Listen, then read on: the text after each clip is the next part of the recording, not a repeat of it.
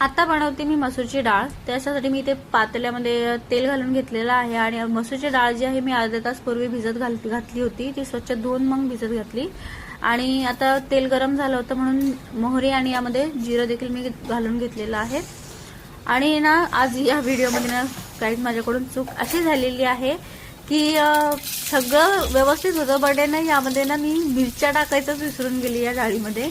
So please तेवढं avoid करा आणि तुम्ही मिरच्या घालू शकता। मी कट केल्या बट मी मिरच्या घातलेल्या नाही, मी तेवढं विसरून गेली। त्यानंतर मी यामध्ये ठेचलेला लसूण घातलेला आहे आणि कढीपत्ता देखील घालून घेतलाय।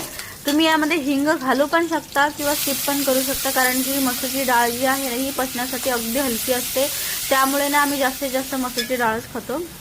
आणि यामध्ये मी टमाटर घालून घेतलेला आहे। आता यामध्ये चवीपुरतं मीठ आणि हळद घालून घेऊयात आपण। आणि टमाटर जे आहे ना आपल्याला अगदी असं मऊसूद होईपर्यंत थोडंसं होऊ द्यायचं आहे। त्यानंतर आपल्याला यामध्ये डाळ घालायची आणि या स्टेजला तुम्ही मिरच्या देखील घालायच्या आहेत। मी विसरली, तुम्ही नका विसरू। सो मस्तपैकी इथे मी हे मिक्स करून घेतलेलं आहे आणि आता बघा टोमॅटो व्यवस्थित असं मऊसूद झालेलं आहे। तर यामध्ये मी डाळ घालून घेते।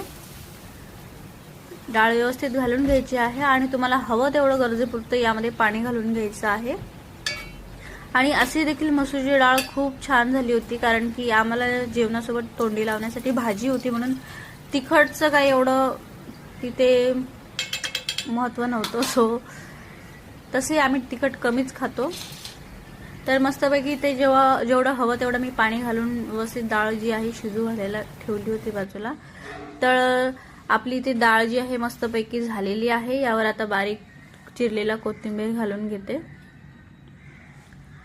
सगळी रेसिपी बनवून वगैरे झाल्यानंतर माझ्या लक्षात आलं होतं की मी मिरच्या कट केल्या पण घातल्याच नाहीत। सो सॉरी गाईज, ती गोष्ट माझी स्किप करा। आणि मस्तपैकी ते डाळ जी आहे आपली बघा शिजलेली आहे आणि खरंच मसूरची डाळ जी आहे ना ही खूप टेस्टला भारी देखील लागते। तुम्ही अशी नक्की बनवून बघा किंवा तुम्ही कोणी बनवत देखील असेल तर। इथं आता मस्तपैकी डाळ रेडी झालेली आहे। तर आता आपण गॅस बंद करून घेतलेला आहे। आणि प्लीज गाईज व्हिडिओ आवडला असेल तर लाईक शेअर आणि सबस्क्राईब नक्की करा। चॅनल नक्की सबस्क्राईब करा प्लीज।